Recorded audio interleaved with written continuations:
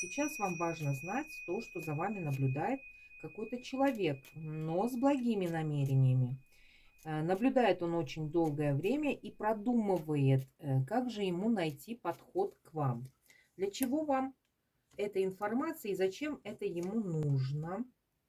У этого человека выбор, и вы являетесь основной фигурой, которую он хочет выбрать. Но для того, чтобы сделать этот выбор, ему необходимо понять, насколько вы можете противостоять тем негативным моментам в жизни для того, чтобы отстоять свою позицию. Потому что этот человек любит людей цельных, чтобы они проявляли свой характер и показывали свое истинное лицо, свою духовность и то, что на самом деле они будут испытывать к этому человеку истинные чувства.